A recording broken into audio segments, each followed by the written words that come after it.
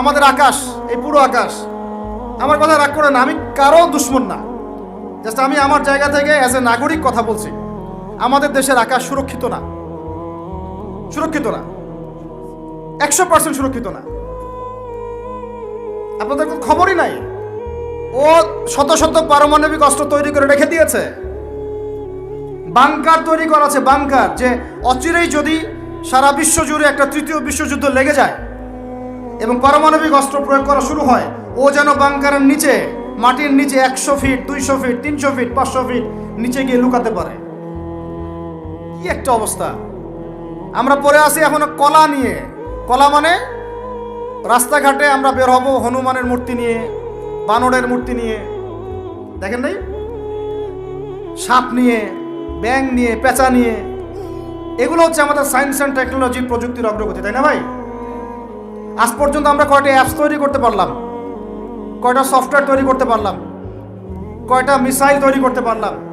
মুসলমানদের উপর যদি, বাংলাদেশের মুসলমানদের যদি আল্লাহ না করুক কখনো কোনো সমস্যা আসে, বাংলার মুসলমানরা যাবে কোথায়?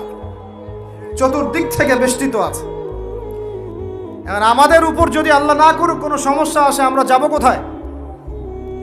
এই জন্যই আমাদের উচিত 5টা ডিপার্টমেন্টে শক্তিশালী হওয়া। কয়টা ভাই? এই নসিহতটুকু আমাদের ঊর্ধ্বতন কর্তৃপক্ষের কাছে আমি হাত জোর করে করতেছি, একবার হাত জোর করে। 5টা ডিপার্টমেন্টে এই দেশটাকে শক্তিশালী করতে হবে। আপনাদের সবার বাসায় এই কিতাবটা আছে না? নাম কি? শেষ কবে খুলে দেখেছিলেন? যুবকদেরকে বলতেছি, আলেম ওলামাদের সাথে তো কথা এসব বলতেছি না, বেয়াদবি হবে। তালেবে ইলমদেরকেও বলছি না, আমাদের ইয়াং জেনারেশন যারা আজকে ওয়াজ শুনতে আসছেন, অনেক দূর দূরান্ত থেকে অনেকে আসছেন, অনেক স্কুলে পড়েন, কেউ কলেজে পড়েন, বিশ্ববিদ্যালয়ে পড়েন, তরুণরাই বেশি এখানে, তাই না? তো তরুণদেরকে বলছি, শেষ কবে, লাস্ট কবে কোরআন খুলে দেখেছিলেন? এই প্রশ্নের উত্তর আপনারাই বের করবেন। লাস্ট রমজানে, আমি জানি, কিন্তু আমি কাউকে আঘাত করতে চাচ্ছি না।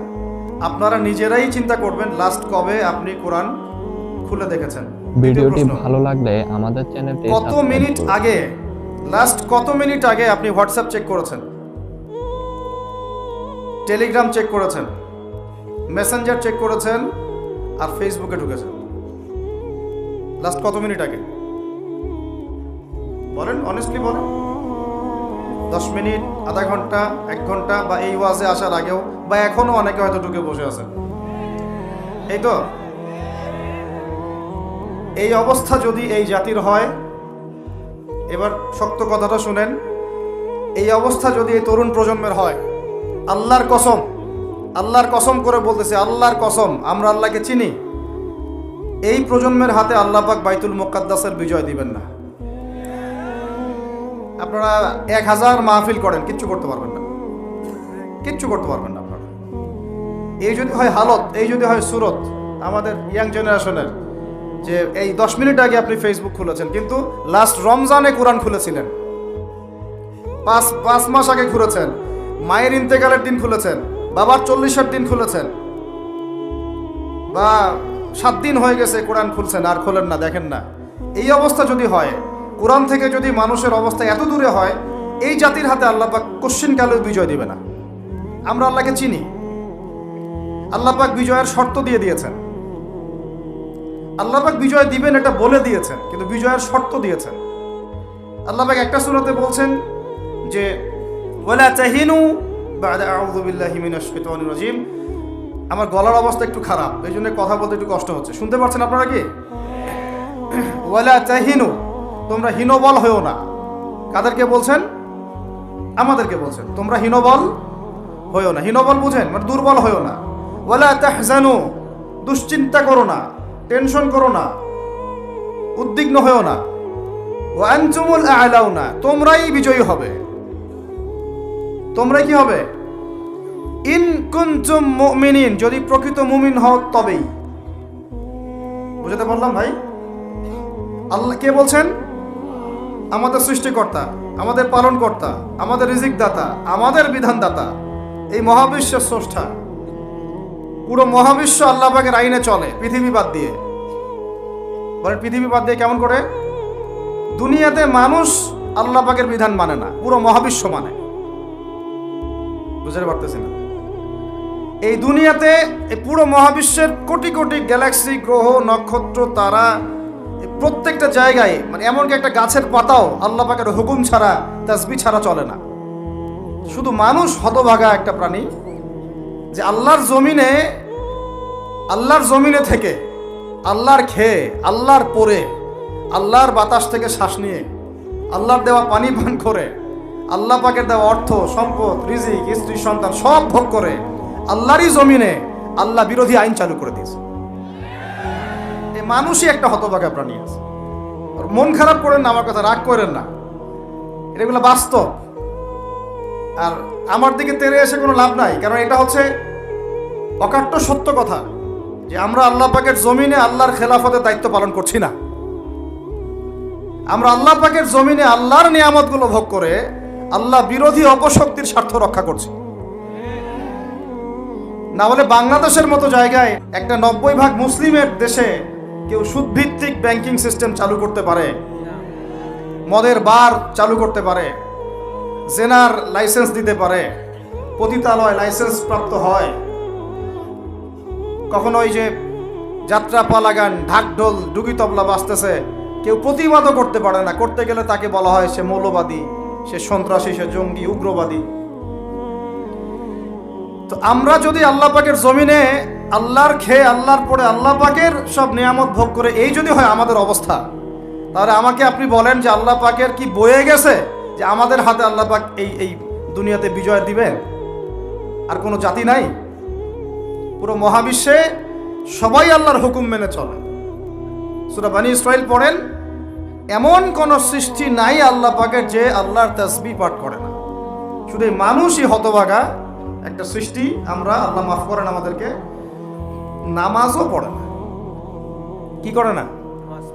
পাঁচবার দিনে বলা হচ্ছে হাইয়া আলাস সালাহ, হাইয়া আলাল ফালাহ, সাফল্যের জন্য আসো, সালাতের জন্য আসো, কল্যাণের জন্য আসো। কানে ঢুকে না? ভিডিওটি ভালো লাগলে আমাদের চ্যানেলটি কোরআন, ওই যে বললাম, বাসায়, সবার বাসায় কোরআন আছে। এমন কোন ব্যক্তি আছেন আপনারা যে আপনাদের বাসায় কোরআন নাই? প্রত্যেকের বাসায় আছে। এমনকি আপনার ফোনের মধ্যে অ্যাপসে আছে, খুলে দেখার সময় নাই। সময় কোথায়? মানে এত ব্যস্ত, সকাল থেকে রাত পর্যন্ত এতই ব্যস্ত মানুষ হতভাগা যে কোরআন খুলে দেখার সময় নাই। আবার বলে, এসব কথা বললে আবার বলবে যে আমরা কি ইসলাম কম বুঝি? আপনারাই ইসলাম বোঝেন, আমরা বুঝি না? আপনারাই মুসলমান, আমরা মুসলমান না? এইগুলো বলবে। উমর রাদিয়াল্লাহু আনহু ঠিকই বলেছিলেন আজকে থেকে এই 1400 বছর আগে, যে ইসলাম ধ্বংস হবে যখন দেখবা তিনটা বিষয় সমাজে চলছে। এক, দল্লাতুল আলেম, আলেমরা যখন পথভ্রষ্ট হয়ে যাবে তখন সমাজে ইসলাম ধ্বংস হয়ে যাবে। দুই, ওয়াল আইম্মাতুল মুদিল্লিন, যখন আসবে এমন কিছু শাসক যারা পথভ্রষ্ট, মুদিল্লিন, তখন সমাজ ইসলাম ধ্বংস হবে। আর ওয়াল মুনাফিকিন ফি জিদারি কিতাবিল্লাহ, যে মুনাফিকরা যখন আল্লাহর কিতাব নিয়ে বাকবিতনটা করবে, মুনাফিকরাই বাকবিতনটা করবে যে আমরাই বেশি বুঝি ইসলাম, তোমরা বোঝো না। আর বাংলাদেশে এই টকশোর সংস্কৃতি চালু না হলে আমরা এটা বুঝতে পারতাম না যে আসলে এই হাদিসটা সত্য। মাথার উপর দিয়ে যায় কথা কিছু না, পরে লেকচার রিপিট শুনে নিন। মূল জায়গায় আসি। কোরআন ঘরে আসে, আমরা তেলাওয়াত করি না। নামাজের আজান কানে আসে, নামাজে যাই না। শেষ রাত্রে আল্লাহ পাক প্রথম আসমানে নেমে আসেন। কিভাবে নেমে আসেন আমরা জানি না, ওইটার কাইফিয়ত ব্যাখ্যা করার আমাদের দরকারও নাই। আল্লাহ পাক বলেছেন, বাস ঈমান রাখি। এবং আল্লাহ পাক আহ্বান করতে থাকেন, কে আছো আমার কাছে কিছু চাইবা, আমি তোমাকে দিব। সুবহানাল্লাহ। কে আছো আমাকে ডাকবা, আমি তোমার ডাকে সাড়া দিব। কে আছো আমার কাছে ক্ষমা চাইবা, আমি ক্ষমা করে দিব। এইভাবে ফজর পর্যন্ত আল্লাহ পাক আহ্বান করতে থাকেন। আমরা ওই সময় ফেসবুক চালাই, রিল্যাক্সে ঘুম দেই। তাহলে নামাজের আজান কানে যায়, নামাজ পড়ি না, কোরআন বাসায় আছে, তেলাওয়াত করি না, খুলেও দেখি না, 40 কুলখানি বাদ দিয়ে। আর শেষ রাত্রে আল্লাহ পাক আহ্বান করতে থাকেন, আমি উঠে ওযু করে 2টা রাকাত নামাজ পড়ে একটু দোয়া করব, সেটা পারি না।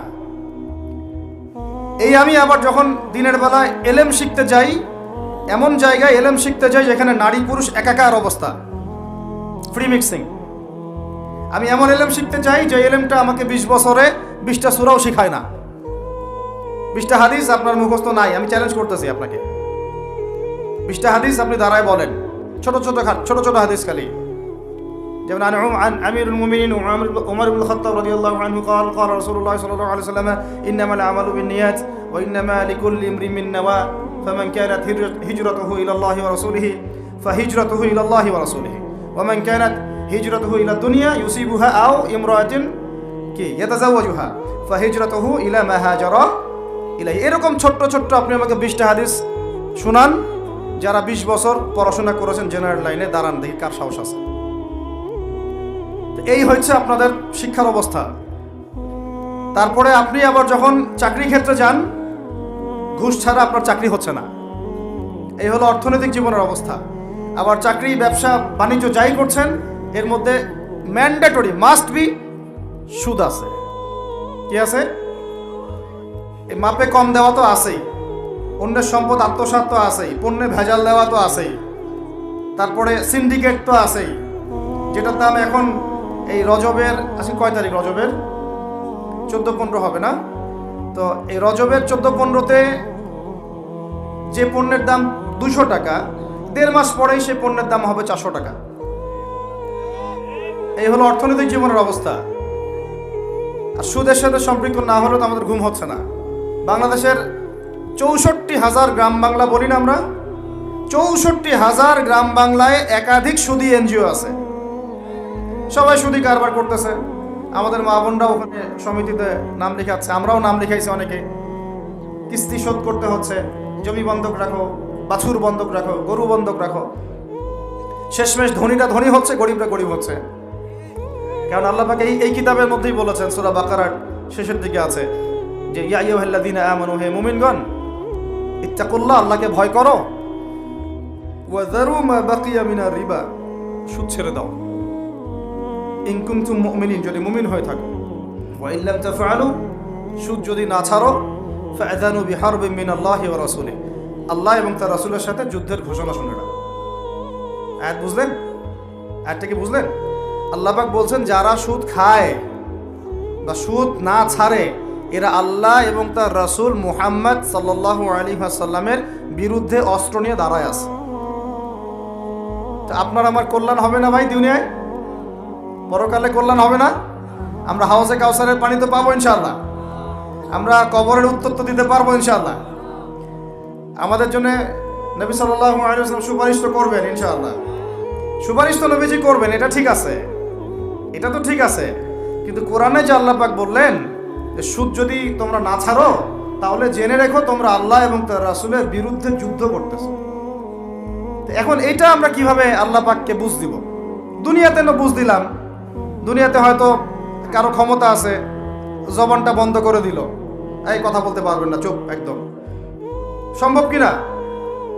দুনিয়াতে হয়তো সুদের মহাজন যারা একত্রিত হয়ে দেখা গেল যে একে তো সরাইতে হবে রাস্তা থেকে, এত মারাত্মক কথা বলতেছে, সরাই না হয় দিল, হতেও তো পারে, ইতিহাসে হয় নাই এমন। তারপরে কারো হয়তো দুনিয়াবি স্বার্থ আছে, বুঝাচ্ছে আমার বউ আছে, বাচ্চা আছে, চাকরি বাকরি কেমনে ছাড়ি ইত্যাদি। তো সব না হয় বুঝলাম না, আল্লাহ পাকের সামনে আপনি এখন কি বুঝটা দিবেন? রাসূলের সামনে দাঁড়ায় কি বুঝটা দিবেন? দিতে হবে কি না জবাবটা? আজ হোক আর কাল হোক দিতে হবে কি না? পরকালে যেতে হবে তো নাকি? তো তাই যদি হয়, এটা যদি আমাদের ফাইনাল ডেস্টিনেশন হয়, চূড়ান্ত গন্তব্য হয়, তাহলে কোন ব্যক্তি বুদ্ধিমান, যে দুনিয়াতে সংশোধিত হয় সে, নাকি পরকালে যে ব্যক্তি অপেক্ষায় বসে থাকে সে? এখন এই সংশোধনের দিকে যদি আমরা দাওয়াত দিই, আমরা কি মৌলবাদী হয়ে যাব? সমাজের শত্রু হয়ে যাব? দেশ ও জাতির শত্রু হয়ে যাব? সুদী কারবার ছাড়া অর্থনৈতিক বিষয় কি চালানো সম্ভব না? হ্যাঁ, যখন এই সুদী ব্যাংকিং সিস্টেম, ওয়ার্ল্ড ব্যাংকেরটা তো 1995-এর দিকে আসছে। তারও আগে ছিল ওই যে ব্রিটেনের দি ব্যাংক অফ ব্রিটেন, যেটা প্রথমে ছিল, প্রথমের দিকে আর কি। ও সারা বিশ্বকে শাসন করতে এক সময়। তার আগে করেছে জার্মানি, তারপরেও আসছে ও। এই পশ্চিমাদের দৌরত্ব ফরাসি বিপ্লবের পরে। তো ওয়ার্ল্ড ব্যাংক আসছে 1995-এর দিকে, 45-এর পরে। এর আগে মুসলমানরা বিশ্ব শাসন করে নাই, ভিডিওটি ভালো লাগলে চার খলিফা করেন নাই? সাবস্ক্রাইব করুন। উমাইয়ারা, আব্বাসীয়রা, ফাতেমেরা, মুঘলরা, তুর্কিরা, উসমানীয়রা, তারা কি বিশ্ব শাসন করে নাই? তো তখন কি সুদ দিয়ে পুরো বিশ্বের অর্থনীতি পরিচালিত হয়েছে? বিকল্প কোনো ব্যবস্থা কি কোরআন এবং হাদিসে নাই? তো যদি সেটা থাকে আর আমরা যদি এটাকে পাশ কাটায় যাই, গিয়ে পশ্চিমাদের এই অর্থনীতি যদি আমরা গ্রহণ করি, সেভাবে জীবনযাপন করতে থাকি, তো আল্লাহর সামনে কি ভাই আমাদেরকে দাঁড়াতে হবে না? আল্লাহ পাক আমাদের সবাইকে যেন কথাগুলো মন দিয়ে বোঝার তৌফিক দান করে। এখন যদি পুরো সিস্টেমটা আমরা চেঞ্জ করতে না পারি, ওই ক্ষমতা আমাদের নাই মনে করেন, ব্যক্তি জীবন থেকে সুদ দূর করা যাবে না? আমাকে কি রাষ্ট্র প্রশাসন একদম সুদ না খাইলে অ্যারেস্ট করে নিয়ে যাবে? আমি যদি বলি আমি সুদ খাবো না, সুদভিত্তিক ব্যাংকিং সিস্টেমে আমি ডিলিংস করব না, অ্যাকাউন্ট থাকতে পারে আপনার, কিন্তু আপনি ডিলিংস করতেছেন না, ঠিক আছে? সুদের টাকা যদি আসেও ওটা আপনি ছেড়ে দিচ্ছেন, নিচ্ছেন না, এবং সুদি এনজিও কারবার এগুলোর সাথে আপনি যুক্ত হচ্ছেন না, তো আপনাকে কি অ্যারেস্ট করে নিয়ে যাওয়া হবে জেলখানায়? কেন খাচ্ছিস না বলেন, নিয়ে যাওয়া হবে? এখনো ওই রকম দুঃসাহস দেখানোর মতো লোক বাংলাদেশে আসে নাই যে আপনি সুদ না খাইলে আপনাকে জোর করে ধরে নিয়ে যাবে। আছে এরকম কেউ? কখনো করবে না তারা এই কাজটা, ইনশাআল্লাহ। আর যদি করে তাহলে তো আল্লাহর গজব নেমে আসবে। তো এখন তাহলে সুদ খাচ্ছে কে? আপনি, আমি, নিজেই। কে খাচ্ছে তাহলে? আমরা নিজেরাই খাচ্ছি। হয় আমি খাচ্ছি, না হলে আপনি খাচ্ছেন, না হলে আপনার স্ত্রী খাচ্ছে, না হলে আপনার বাবা খাচ্ছে। অতএব সুদের মধ্য দিয়ে আমরা আল্লাহ এবং তার রাসূলের সাথে সরাসরি যুদ্ধ করতেছি। বদরের যুদ্ধে কি আবু জাহেলরা পরাজিত হয় নাই? উহুদের যুদ্ধে, খন্দকের যুদ্ধে, মুতা, ইয়ারমুকে, এই শতাব্দীর পর শতাব্দী আল্লাহ এবং তার রাসূলের বিরুদ্ধে যারা দাঁড়াইছে তারা কি কখনো টিকতে পারছে? আর প্রত্যেকটা মুসলিম কান্ট্রি এর খপ্পরে পড়ে গেছে, বের হতে পারতেছে না। বের হওয়ার জন্য শুধু একটা জিনিস দরকার, একটা জিনিস, সেটা হচ্ছে আল্লাহ এবং তার রাসূলের প্রতি পরিপূর্ণ বিশ্বাস, ঈমান। এইটা আমাদের অর্জন হয় নাই, এটাই সত্য কথা। অর্জন যদি হতো তাহলে আমরা বিকল্প চিন্তা করতে পারতাম। যদি আফগানিস্তান আগামী 10 বছর এভাবেই অর্থনীতি চালাতে পারে, এখন তাদের যে অবস্থা, আগামী 10 বছর যদি আর নতুন করে যুদ্ধ বিগ্রহ না হয় এবং তারা যদি এভাবেই আরো 10 বছর তাদের ডাবল কারেন্সির অর্থনীতি চালাতে পারে, সুদহীন, জাকাত ভিত্তিক, ইসলামিক, আমাদের বিশ্বাস আগামী 10 বছরে দেখবেন তারা মার্কিন ডলারের উপরে আধিপত্য বিস্তার করেছে, ইনশাআল্লাহ। ইনশাআল্লাহ। আমি ইকোনমিক্স নিয়ে পড়াশোনা করেছি ভাই, এমনি কথা বলতেছি না। অনলাইনে যারা আপনাদেরকে এইসব তালগোল মার্কা কথাবার্তা বুঝায়, যে কাগজের টাকা নিয়ে উল্টাপাল্টা কথা বলছে, ইলেকট্রনিক মানি নিয়ে উল্টাপাল্টা কথা বলতেছে, বিটকয়েন, ক্রিপ্টোকারেন্সি নিয়ে কথা বলতেছে উল্টাপাল্টা, ভাই এগুলো আমরা জেনে বুঝে কথা বলতেছি, জেনে বুঝে পড়াশোনা করে এগুলোর উপর আমরা থিসিস করেছি ইউনিভার্সিটিতে, এগুলোর উপরেই। এমনি কথা বলতেছি না যে পেপার মানি আপনার পকেটে, আমার পকেটে যেটা আছে আপনার পকেটেও সেটাই আছে, এর ভিতরেও সুদ আছে। ইলেকট্রনিক মানি যেগুলো আমরা ইউজ করতেছি এগুলোর ভিতরেও সুদ আছে, অল্প হোক আর বেশি হোক। এর সামনে আসবে বিটকয়েন, ওইটার মধ্যে সুদের ভিতর উপর সুদ, তার উপর আসতেছে একটা সিস্টেম যেটা অলরেডি কয়েকটা কান্ট্রিতে অ্যাপ্লাই হয়ে গেছে, চায়নায়, উত্তর কোরিয়া, দক্ষিণ কোরিয়া ইত্যাদি কান্ট্রিতে। এটা হলো ক্যাশলেস সোসাইটি, মানে কোনো ক্যাশই থাকবে না সোসাইটির মধ্যে, ডিজিট থাকবে, খালি ডিজিট। মানে আপনি বলতে পারবেন না যে আমার 1 লক্ষ টাকা আছে, যদি বলি 1 লক্ষ টাকা আছে, টাকাটা আমার হাতে দেন দেখি, আপনি হাতে দিতে পারবেন না, দেওয়ার মতো কিছু নাই। ওইটা আপনার ডিজিটে থাকবে, নাম্বারে, ফিগারে, 1 লাখ, এটা ফিগার। ইতিহাসে এমন কোনো কারেন্সি আসে নাই যেটা ধরাও যায় না, ছোঁয়াও যায় না, পকেটেও রাখা যায় না, এটা আসতেছে সামনে। যারা বুঝে না এগুলা, আমরা আক্রমণাত্মক কথা বলতে চাচ্ছি না, আল্লাহ পাক তাদেরকে হেদায়েত দান করুন। যারা বুঝে না তারা মনে করতে পারে এগুলো হচ্ছে ভবিষ্যৎবাণী, আদতে এইগুলা বর্তমান বিশ্বে চলতেছে, আমাদের সে সম্পর্কে জ্ঞান নাই। আমরা অনেকেই ক্যাশলেস সোসাইটি প্রতিষ্ঠার চেষ্টা করতেছি, এটার মধ্যে যতটুকু কল্যাণ আছে না তার চেয়ে বেশি অকল্যাণ আছে।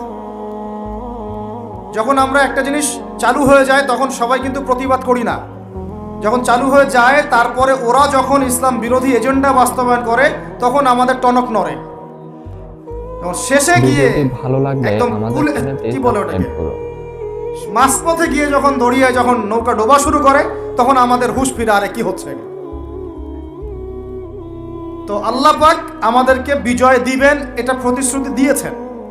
যে একটা নিয়ে কথা বলতে গেলে ভিতরে চলে গেছে, আমার সমস্যা এটাই, আলোচনা করতে গেলে একটু বেশি ভিতরে চলে যাই, পরে আর বেরোতে পারি না।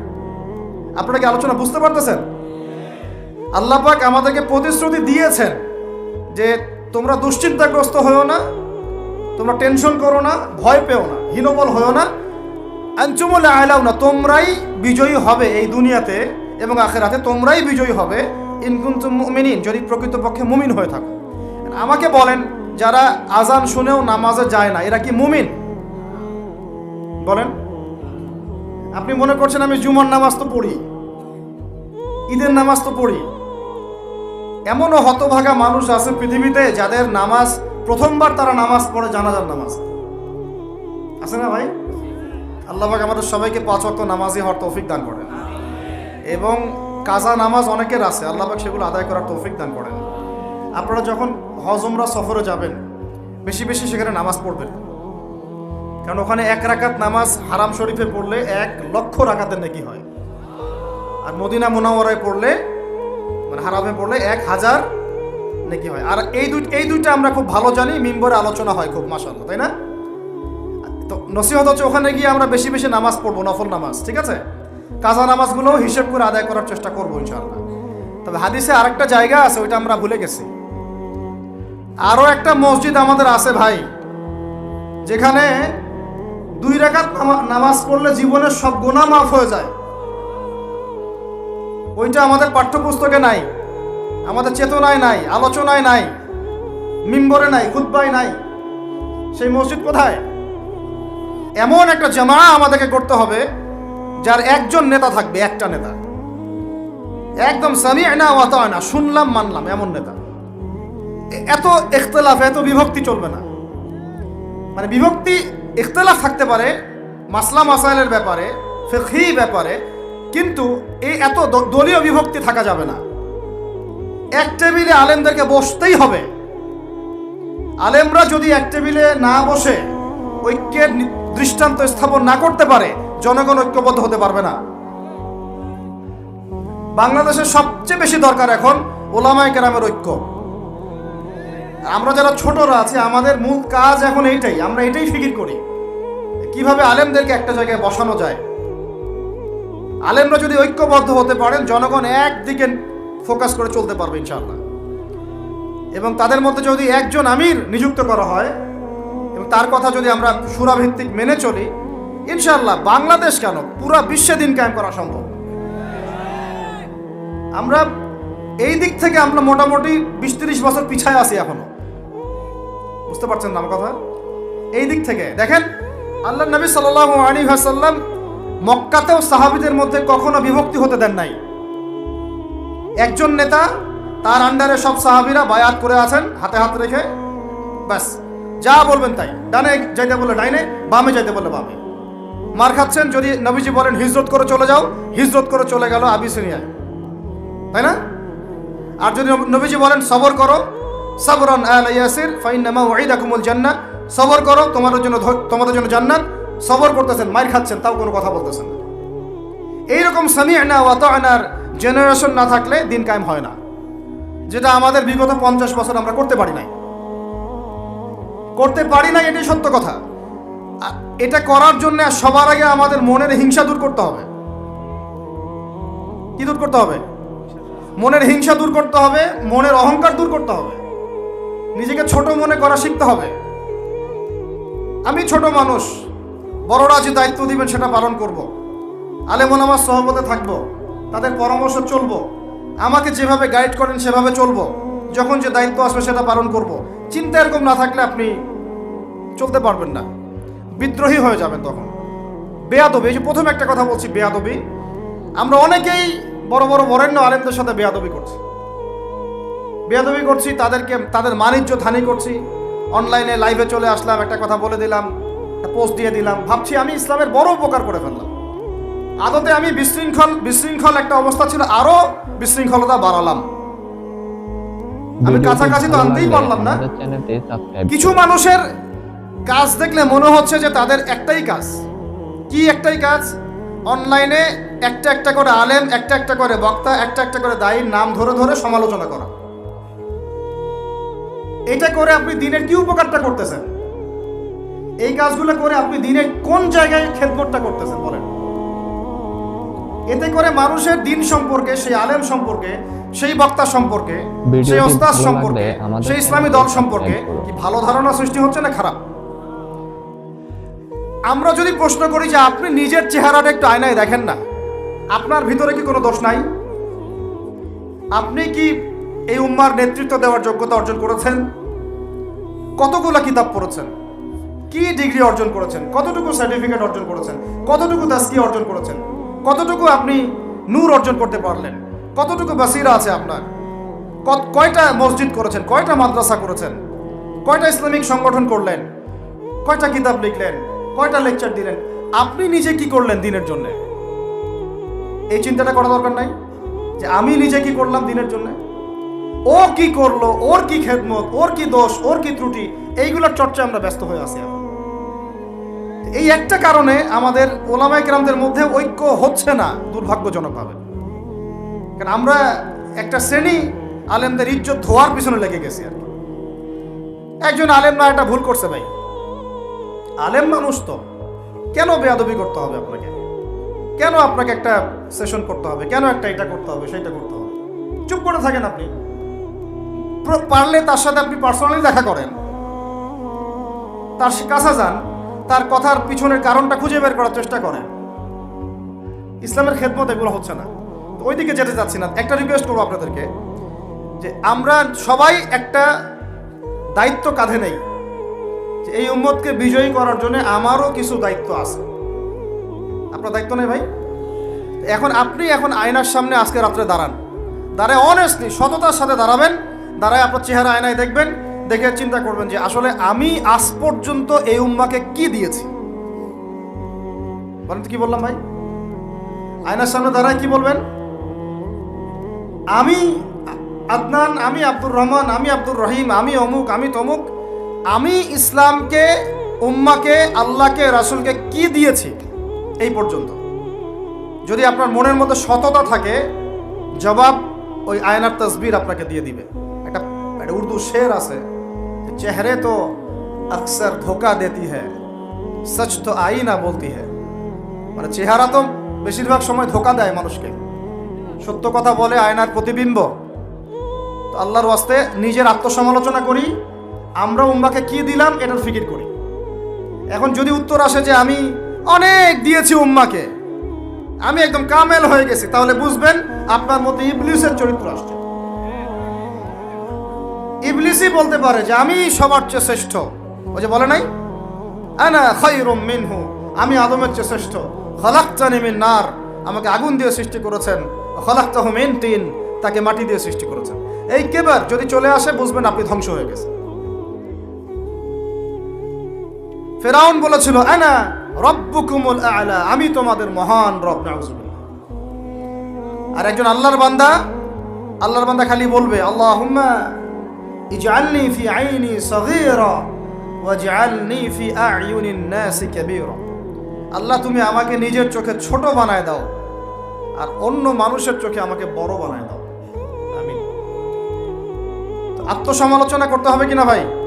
এখন যদি আমার উত্তর আসে যে না, আমি তো আসলে ভাই কিছু করতে পারি নাই, এই টুকটাক কিছু লেকচার দিয়েছি, এতটুকুই, এখনো আমি উম্মাকে ঐক্যবদ্ধ করতে পারি নাই, ওলামায়ে কেরামকে এক জায়গায় আনতে পারি নাই, আমি এখনো কোনো ইসলামিক বড় কোনো অ্যাসোসিয়েশন ফর্ম করতে পারলাম না, এখন পর্যন্ত আমি 100টা কিতাব লিখতে পারি নাই, এখনো আমি ইফতা দেওয়ার মতো বা মুফতি হওয়ার মতো যোগ্যতা অর্জন করিনি, এখনো আমার কোরআনের কত জ্ঞান শেখা বাকি, কত আলেমের সোহবতের থেকে নূর নেওয়া বাকি, এখনো কত দূর যাওয়া বাকি।